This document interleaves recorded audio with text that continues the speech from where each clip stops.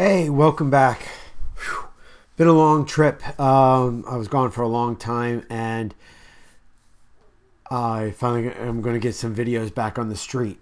So, welcome back to Cleftlan Nights. Just a overview again. It's a never-ending story that takes place in alternate dimensions, alternate worlds.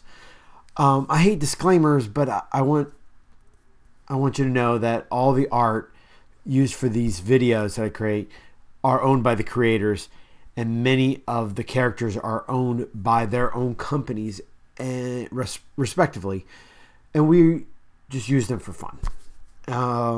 This is for the gaming that took place around 24 October 2017, yes, a long time ago, and this is our 42nd video episode. And so, where we last left our heroes in the realm of Cleftlan, Day 2, we last left them on the road many miles north of Cleftlan. Post of a goblin attack, the caravan security team was healing up and getting ready to hit the road again. The security for the caravan is known at, so far, known as Yu, Hanwu, Hans Kaiser, Alex Prentiss, Rune Stone, Mai Li, Lorenzo Thierry, Laura Clendathu, and George Washington. Alex takes Alora to Rune, who heals her with her rune power. When they are ready, the security team boards their wagons as George mounts his horse. Alora keeps a watch from the top wagon. Then suddenly, Brandon Krainova rejoins the security team via the Bloodstone on Ryu. Brandon catches up with Ryu on the happenings of what's been going on while he was gone. The caravan reaches the Inn of the Holdfast. Yeah, where they've been trying to go for the last couple gaming sessions. And George, Alex, Lorenzo, and Alora put horses and the Aurochs in the stables, while Hans, Ryu, Brandon, and Rune meet with Strathmore and his team in the inn. Strath blames his team's loss of money and being stuck in the inn for the night on George's team, which is the security team we've been talking about. He also tells them that his team has taken the available rooms for the night, and George's team plans what they're going to do for the night. At the same time, or meanwhile, in Mifflin, which is way to the south of Cleftlan, where we last left our heroes there, Chris Masters was still possessing Ray Ingolden in company of 5 Reds, looking for the captured Diana Olympia. The 5 Reds are made up of Red Rook, Red Siren, Red Queen, Red Blade, and Red Guard. Yeah, they were named by Christopher. While in possession, Christopher checks Ray's memories of the nymphs, trying to find some clues on Diana's whereabouts. He realizes that Ray is waking up. What? And Christopher unpossesses and reappears amongst the Rays, holding Ray. Christopher catches Ray up on what had happened and proceed to the Pierside district of Mifflin. Christopher possesses a prostitute and finds out that she has been with Apollo recently at his flat in this area. They walk to Blackjack's Tavern to see that Apollo is still there, which is cool. So Then they make their way back down to the Pierside district.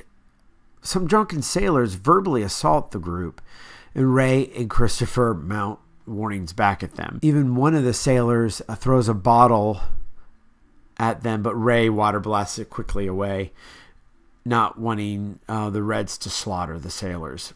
The sailors move on their merry way up the street. Christopher, Ray, and the Reds get towards dockside, towards Apollo's dockside flat.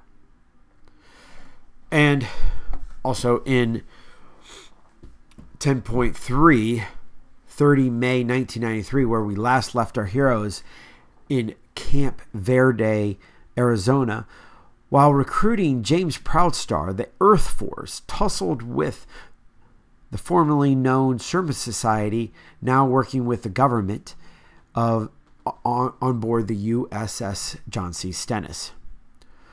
Earth Force is now made up of Beth Tanaka, Ray Moore, Barry Allen, Artemis Kendra Saunders, Clarice Ferguson, and James Proudstar.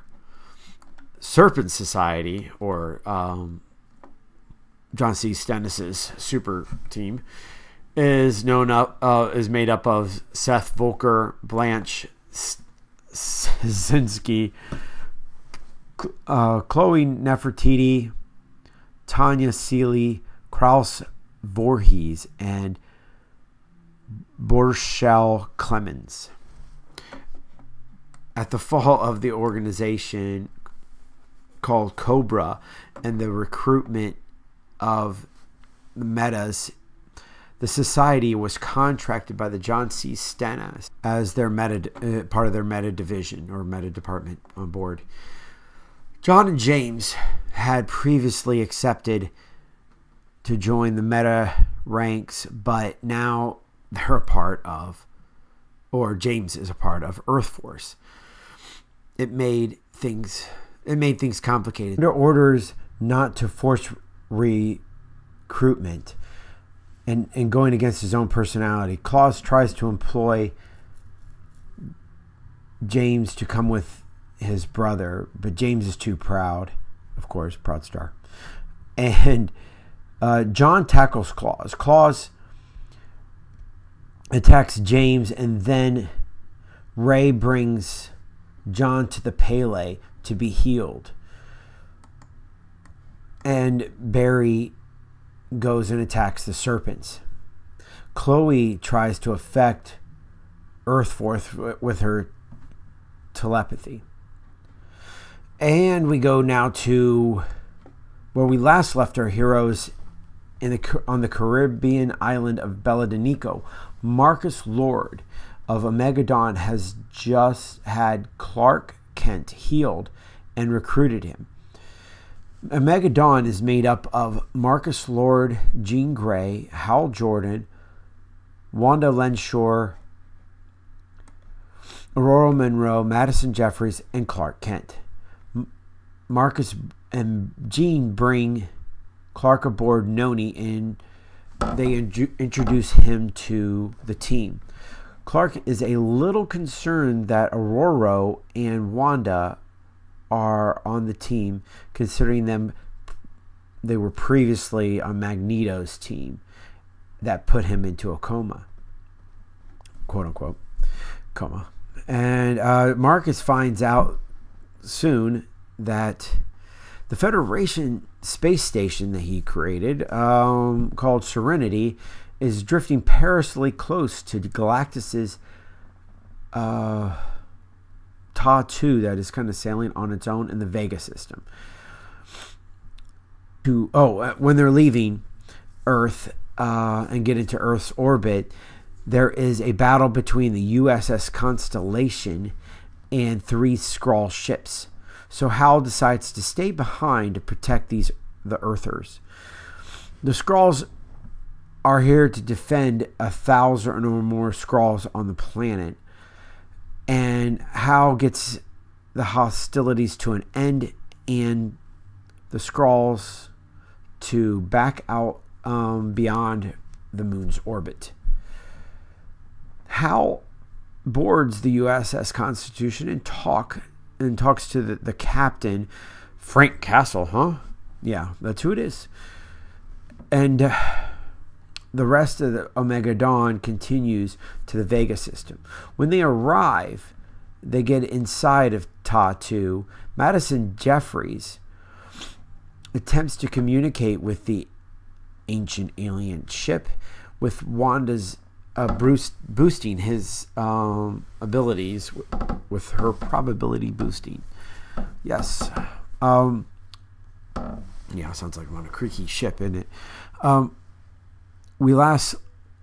now we go back to the island, and we last left those heroes still on the island of Bella and Nico, waiting for the wedding of Tempest and Rogue.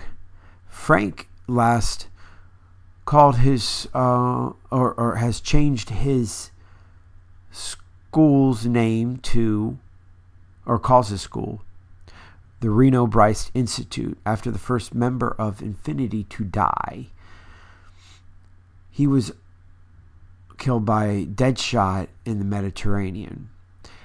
Alessandra Fermi becomes the school supervisor, and Frank also hires Dr. William Magnus, Dr. Mohinder Suresh, Vicky Vale, and Stevie Hunter to also teach at the school full time. Frank upgrades his Chevy Blazer, his Harley Davidson, and his hover bike that are all on board Juno, part of the normal Lightning ship.